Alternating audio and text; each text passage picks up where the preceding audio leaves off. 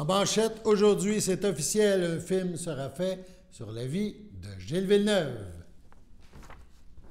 Bonjour à tous et bienvenue à votre bulletin d'information sur les ondes de CTRB, votre télévision locale et régionale. Aujourd'hui, lundi, le 8 mai.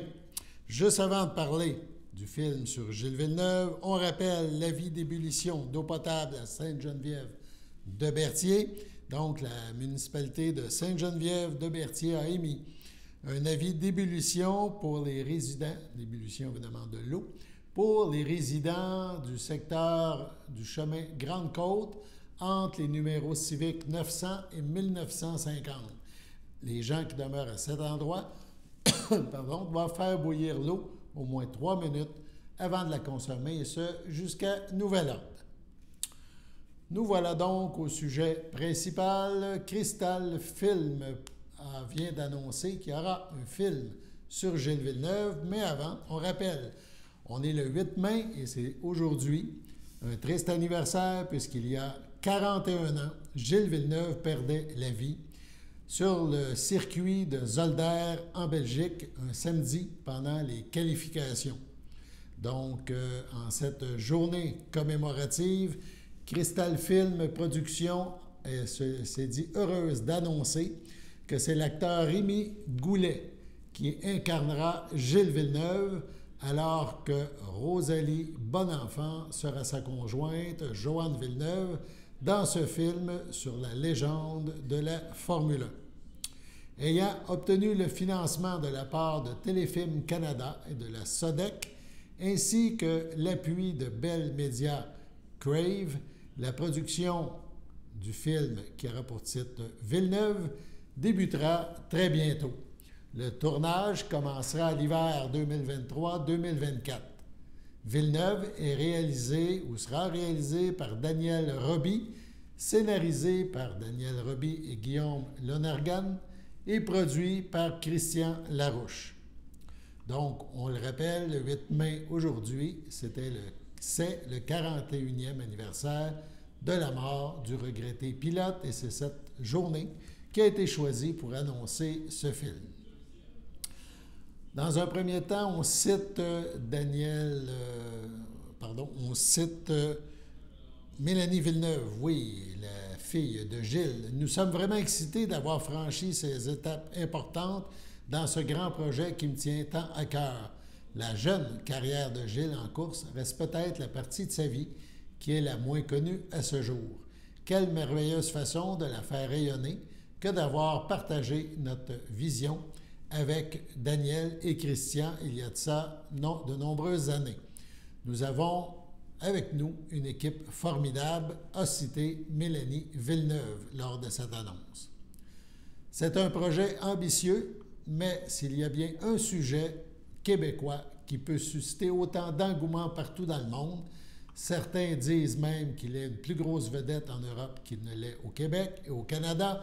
Il s'agit bien de Gilles Villeneuve, encore reconnu à ce jour comme étant le pilote le plus spectaculaire de l'histoire de la Formule 1. Je suis très fier de pouvoir porter son histoire au grand écran à l'aide de Daniel Roby et Guillaume Lonergan, et la collaboration de la famille Villeneuve a mentionné Christian Larouche. Il faut réaliser que les exploits de Gilles ont suscité comme espoir chez de jeunes comme nous à l'époque. Ça se résume en ces mots: tout est possible. Gilles Villeneuve, jeune Québécois, s'est rendu au sommet par la force de son talent et de sa détermination à toute épreuve. Les Québécois étaient fascinés par lui, mais aussi les Italiens, Français, Brésiliens, bref, tout le monde. Il était grand temps de ramener au grand jour la mémoire de cet être qui repoussait les limites de l'extrême et qui nous a montré que peu importe d'où l'on vient, nos rêves les plus fous peuvent se réaliser, a mentionné Daniel Roby. On rappelle un peu ce que sera ce film, Berthierville, 1970, issu d'un milieu modeste. Un jeune Québécois passionné de mécanique et de vitesse décide de tout risquer ce qu'il possède, incluant le futur de sa petite famille, pour tenter de se faire une place dans le monde très sélect de la course automobile de haut niveau. Sport normalement réservé aux élites fortunées, en ne misant que sur son talent brut et hors du commun. Son nom, Gilles Villeneuve. Rappelons que Crystal Film Productions a produit, au cours des dernières années, plusieurs films biographiques. Jerry en 2011 sur Jerry Boulet, Louis Cyr en 2013 et Confession en 2022.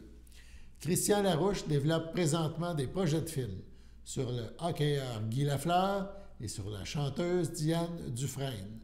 Villeneuve sera distribué par les films Opal.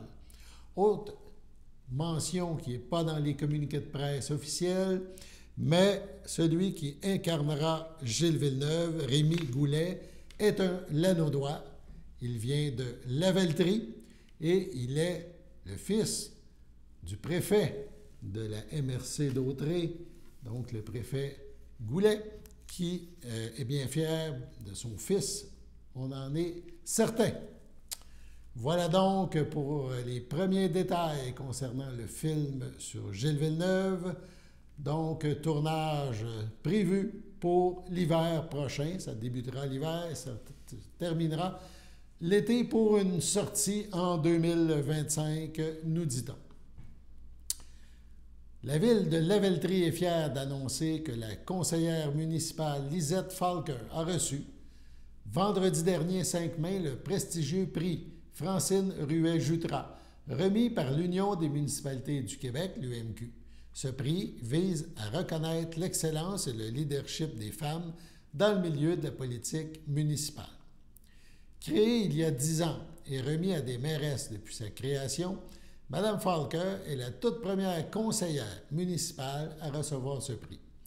Bien connue auprès de la population lavaltroise pour sa grande implication au sein du conseil municipal, mais aussi à titre de directrice générale de l'organisme Action Famille Lavaltrie, Lisette Falker est une femme des plus inspirantes, dévouée, énergique, proactive, à l'écoute des citoyens et elle est remplie de belles valeurs qui font d'elle une véritable leader de son milieu.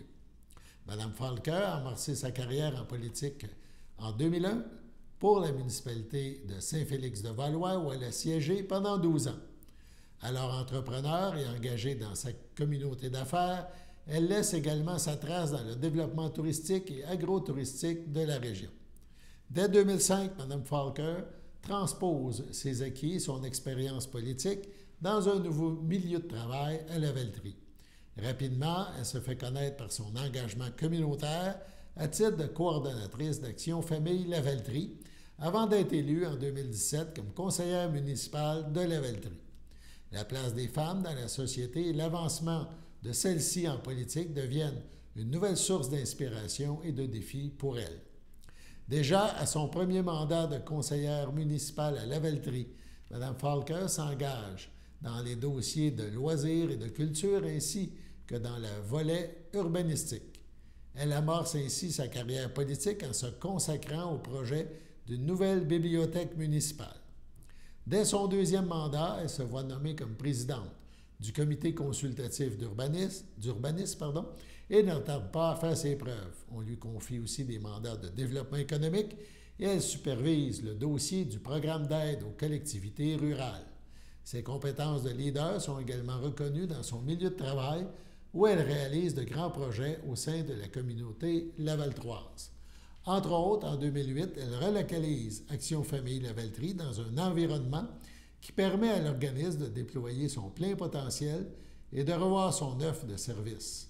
Un projet de 240 000 $.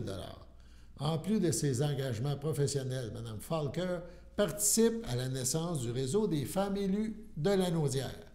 Elle y voit l'occasion de laisser libre cours à sa créativité et de mettre en place des projets qui permettront à Lanaudière de se lancer sur la route de la parité dans les instances décisionnelles.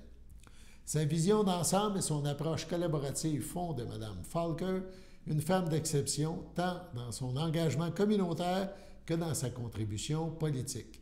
Pour elle, Lavaltrie est un tout, un milieu de vie unique, une terre d'accueil inclusive. Ce sont ces principes que Mme Falker fait rayonner au sein de la communauté lavaltroise et à travers ses différentes implications sociales. De par son positionnement sur le dossier de l'intégration des femmes immigrantes et sur celui des femmes en politique, De par les nouveaux outils et les projets qu'elle met en place en dehors des limites de la municipalité, Mme Falker est devenue une fière ambassadrice de la Valtrie, de son dynamisme et de ses valeurs qui y sont prônées. Félicitations à Mme Falker. La belle saison est de retour et la Sûreté du Québec vous invite à la prudence et aujourd'hui, la Sûreté du Québec nous parle de détecter la présence d'alcool et la conduite avec faculté affaiblie. On regarde une vidéo à ce sujet. Vous circulez le soir et vous apercevez au loin des autopatrouilles avec les gyrophares activés. Vous réalisez qu'il s'agit d'un contrôle routier qui est effectué pour dépister le taux d'alcoolémie dans l'organisme des conducteurs. Que pourrait-il se passer si jamais vous avez consommé des boissons alcoolisées? Vous êtes à SQTV.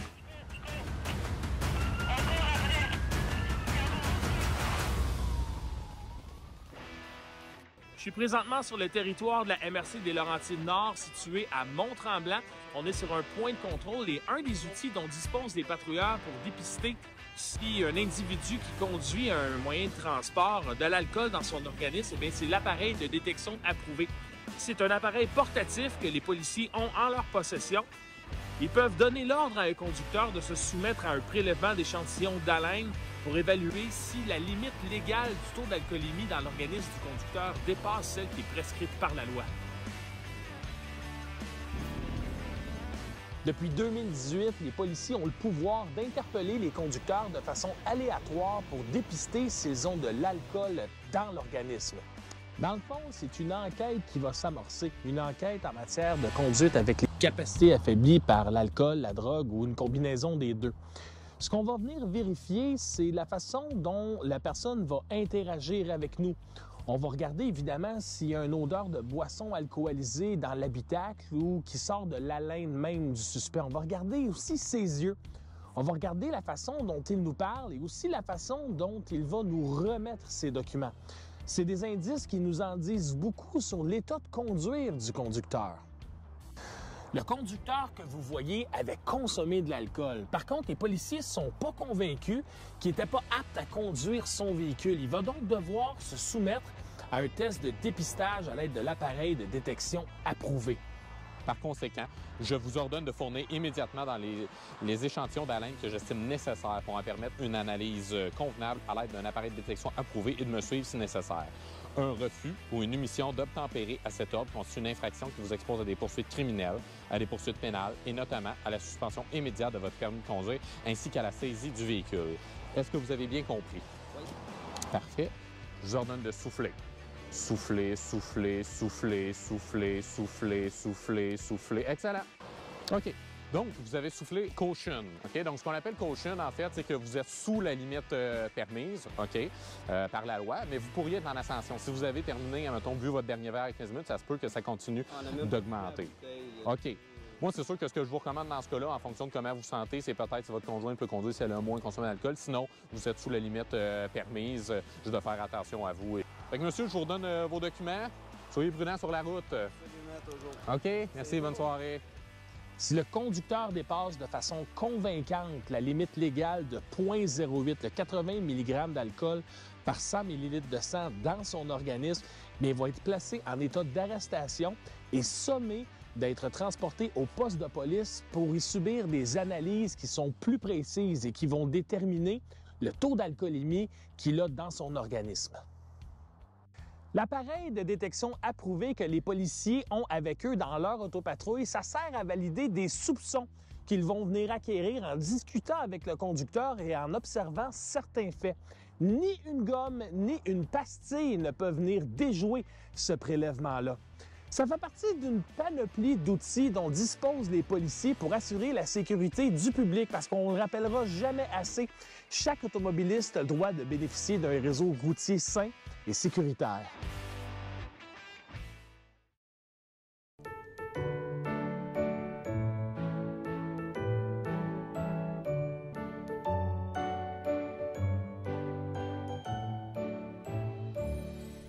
En ce 8 mai, les anniversaires, la FADOC de l'Île-du-Pas souhaite bonne fête à Luc Chevalier et les filles d'Isabelle de Berthier souhaitent un heureux anniversaire à Fernande Moreau.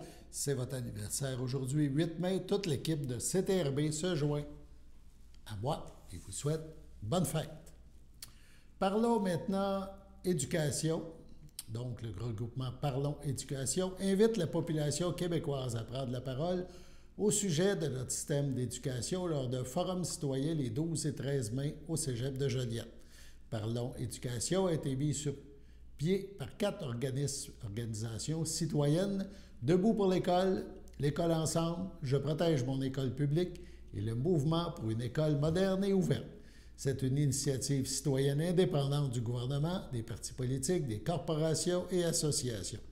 Elle repose sur le travail militant d'une centaine de personnes depuis plus d'1 an. Écoutons donc la suite de l'entrevue que nous a accordée Florian Torres, responsable des communications pour cet organisme. Okay. Donc, on s'attend à quoi le 12 et 13 mai? Est-ce qu'il y a encore de la disponibilité? Est-ce qu'on peut s'inscrire encore et est-ce qu'on peut parler un petit peu de la programmation du déroulement des 2 jours? Alors oui, tout à fait. On peut encore s'inscrire, il n'y a aucun problème. Donc sur le site parlonséducation.ca, on choisit le forum de Joliette, on s'inscrit. Le boîte à lunch est offert le samedi midi. Et donc ça va être un beau moment. On a déjà à peu près 125 inscriptions, je pense, ce matin. Donc il va y avoir du beau monde. Et comme je vous ai dit, des parents, des professeurs, des soutiens scolaires, des professionnels, des élus. Donc il y a vraiment tout type de personnes qui va être là. Puis on va créer ensuite différentes salles, différents ateliers. On va pas parler à 120 ensemble, hein, c'est pas possible. Différentes salles pour que tout le monde puisse avoir vraiment la parole. Donc le déroulement, il est simple, puisque finalement on a 5 thèmes. On a choisi 5 thèmes partout au Québec. C'est les mêmes thèmes qui sont abordés. Donc le vendredi soir, ça sera le thème 3 qui est encourager l'inclusion sociale et culturelle de toutes les populations scolaires. Et les jours d'après, le lendemain, donc il y aura les thèmes 1, 2, 4 et 5. Donc repenser la mission de l'école d'aujourd'hui et de demain, donc très général. Ensuite, construire un système d'éducation équitable pour tous les élèves par rapport donc à la ségrégation scolaire. Et en après-midi, respecter et valoriser les compétences professionnelles de tous les personnels scolaires. Et enfin, démocratiser le système scolaire québécois dans toutes ses composantes. Donc voici les réflexions qu'on fait. Il y a un cahier de participation qui a été écrit, que j'invite les personnes qui veulent participer à le lire, ou même les personnes qui ne veulent pas participer. C'est une très très bonne mise en bouche de tous ces thèmes-là pour savoir de quoi on va parler, avec des questions de relance, si vous voulez, pour savoir quelles sont les questions qui vont être posées. Donc les personnes peuvent se préparer, et voilà, donc tout le monde est vraiment le bienvenu. D'accord. Est-ce que, par la suite, vous me parliez de plusieurs villes que vous m'avez nommées qui ont participé. Après Joliette, la Naudière, c'est quoi? Est-ce qu'il y a d'autres forums à venir? Oui, alors on fait quand même partie des derniers. Après Joliette, il y a Rimouski, Trois-Rivières et Rouyn-Noranda. Okay. Donc en tout, ça fera, si je ne me trompe pas, 18 forums. Okay, dans à peu près 18 forums. Et la suite des choses, par la suite, vous me disiez qu'il y avait une synthèse, il y avait comme un document qui va être produit, qui va représenter qu'est-ce qui s'est passé dans les 18 forums. C'est de cette façon-là que vous voulez procéder? Alors exactement, on va écrire une synthèse articulée et rigoureuse à la suite des forums pour aller chercher les consensus comme vous avez demandé au début. Et avec cela, aller trouver les meilleurs moyens d'interpeller finalement le pouvoir public, faire connaître ces messages-là, faire un travail finalement, aussi, j'ai envie de dire, d'éducation populaire au niveau des individus et également de travail politique au niveau des élus, savoir que c'est ça que les citoyens semblent désirer. D'accord, donc il va y avoir une partie lobbyiste par après, j'imagine, qui va avoir des dépôts présentés directement au ministère de l'Éducation, on parlait de M. Drainville, ou au gouvernement en disant voici ce que la population veut. Puis par la suite, bien, participons, là, impliquez-nous dans le processus de garder notre école vive et notre école en santé. Exactement. Donc, mais ce n'est pas l'idée d'arriver avec une liste d'épicerie non plus, on sait très bien que ça ne fonctionne pas, mais c'est l'idée de mettre l'accent sur les consensus obtenus et sur les chantiers à mettre en œuvre, en fait, pour qu'une école équitable et de qualité existe enfin au Québec. Donc c'est vraiment, ce document sera publié à la fin de 2023, et on pourra voir un petit peu justement sur quel clou on essaie de mettre de l'avant, sur quel chantier on pousse au niveau politique. Parce qu'il faut le dire quand même, on a quand même beaucoup de défis au Québec. On parle beaucoup de santé. L'éducation est quand même quelque chose. À un moment donné, c'est des aînés. Il faut être la saveur du jour. Je pense pour que les gouvernements bougent à un moment donné, il faut qu'il y ait des crises pour que ça se résolve. Mais c'est pas normal, là, parce que l'éducation, comme vous avez dit, c'est des adultes de demain. C'est ceux qu'on va former, possiblement pour nous diriger un jour. Là. Exactement, exactement. Mais l'état de crise dans l'éducation, je pense qu'il est déjà là depuis un bon moment, malheureusement. Et donc, c'est ça. Beaucoup d'acteurs, hein, en éducation le demandent, hein, des états généraux 2.0 ou une nouvelle grande commission. Mais voilà, ça n'a pas lieu, ça n'intéresse pas le gouvernement. C'est une manière voilà, de faire pression, de dire voilà, il y a quand même un caractère d'urgence hein, à faire quelque chose et à essayer voilà, de rendre l'école plus attirante, que ce soit pour le personnel ou que ce soit pour les enfants et les parents. Donc, en résumé, vous espérez que ça devienne presque work in progress, on pourrait dire, par la suite, en 2024, continuer de faire une mobilisation de ces gens-là. Vous êtes aperçu qu'il y avait vraiment d'intérêt. Quand vous parlez quand même de 100 personnes, je trouve ça intéressant. Juste à Joliette, là, je trouve ça... Je trouve ça passionnant là, de voir que les gens sont impliqués et veulent s'impliquer dans ce chantier-là. Oui, donc dans la plupart des forums, on parle de, c'est ça, entre 100 et 200 personnes qui se sont présentées. Et donc non, au niveau du Québec, on est à plus de 1000 personnes qui sont intéressées à agir. En fait, donc comme je vous dis, là, pour la suite, pour l'instant, on va commencer à en parler en juin. Mais très vite, après les premiers forums, on a senti que voilà, il y avait un désir qu'on ne pouvait pas juste... De toute façon, on le désirait, mais les gens nous poussent dans ce sens. Nous poussent dans ce sens, on continue, on essaie d'agir, puis on va essayer de canaliser toutes ces énergies pour essayer justement d'apporter notre brique à cet édifice bien nécessaire. Bon, mais je vous félicite, M. Torres, c'est vraiment très intéressant. Puis on rappelle les dates, c'est le 12 et 13 mai au Cégep de Joliette. Et on peut aller sur le site Internet de Parlons Éducation pour s'inscrire, s'informer et voir les prochaines actualités concernant ces forums-là et chantiers. Exactement. Mais je vous remercie beaucoup de m'avoir accueilli. Mais d'accord, je vous remercie. Bye-bye. Au revoir.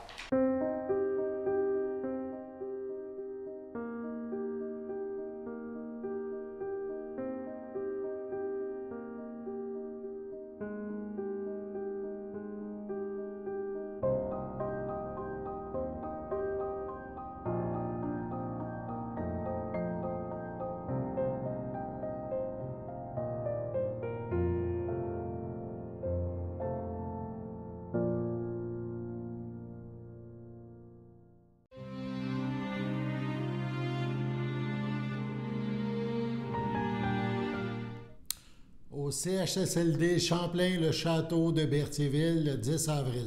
À 88 ans est décédée Mme Claire Hainaut, épouse de M. Azélus Bellumeur, demeurant à Berthierville. Elle laisse dans le deuil, outre son époux, ses enfants, Daniel Bellumeur, Colette Préville, Serge Bellumeur, Joanne Chenevert, Alain Bellumeur, Chantal Brûlé, ses petits-enfants, Sébastien, Steve et Audrey Bellumeur, Yann et Erika Bellumeur, ses arrière-petits-enfants, Amélie, Jérémie, Rosalie et Nathan, Alexis, Laurence, Jeanne, Emma et Claire. Ses frères, sœurs, beaux-frères et belles-sœurs.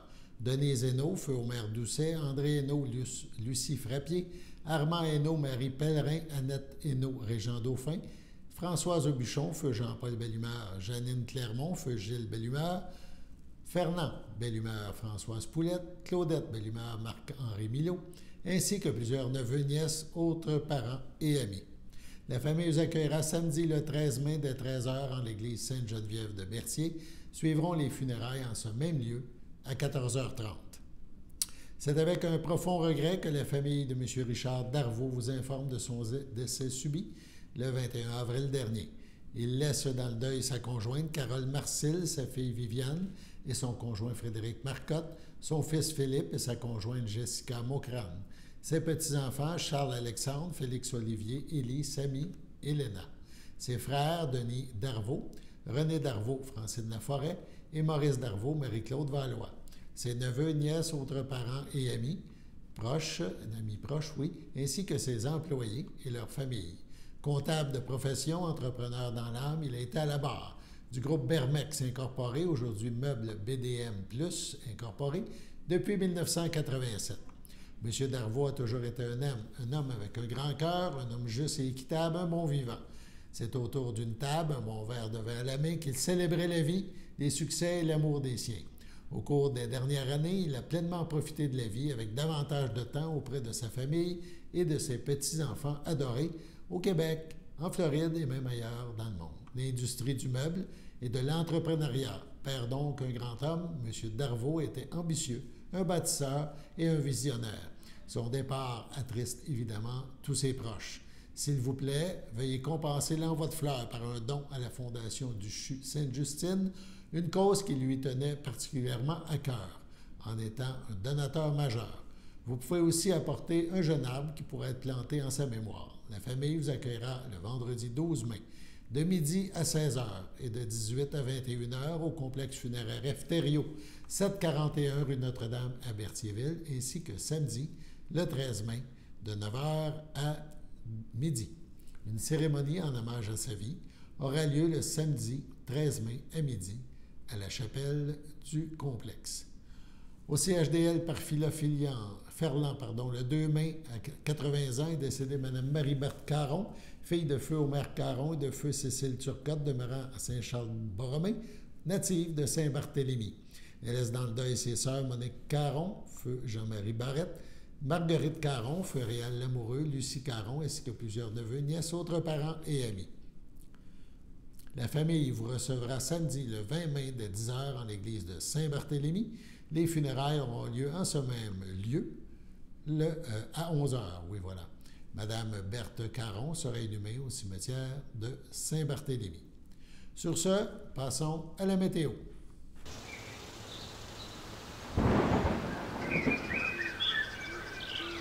Bienvenue à votre météo de cette semaine. Aujourd'hui, lundi après-midi, ce sera un temps généralement ensoleillé avec une température de 16 et un temps ressenti de 15.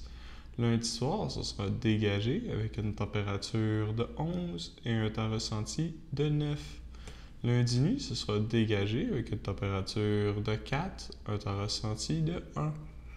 Mardi matin, ce sera ensoleillé, une température de 7, un temps ressenti de 4.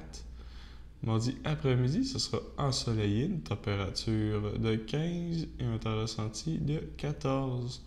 Mardi soir, ce sera dégagé, une température de 12 et un temps ressenti de 12. Et voilà, c'était tout pour votre météo. Nous vous avons présenté le bulletin d'information sur les ondes de CTRB, votre télévision locale et régionale. En ce 8 mai, donc 41 ans déjà, Gilles Villeneuve nous quittait lors d'un terrible accident, le Berthollet le plus connu de la planète. Sur ce, on se retrouve demain. Bonne fin de journée à notre antenne. Au revoir.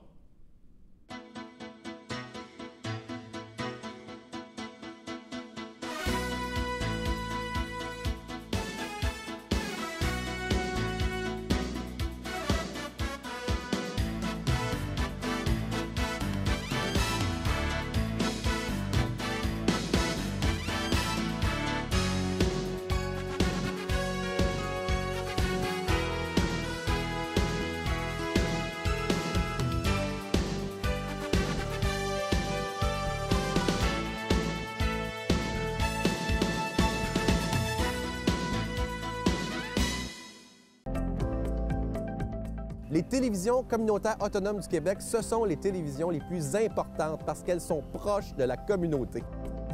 On veut encourager des gens qui parlent de ce qui nous intéresse, mais aussi qui participent au développement local. Mais c'est fini le temps là, où on allait lire une affaire qui a été écrite avant hier au bout du monde. Non! Tu veux savoir ce qui se passe chez vous? Bien, ma télé préférée, c'est la télé autonome communautaire. C'est ici que ça se passe.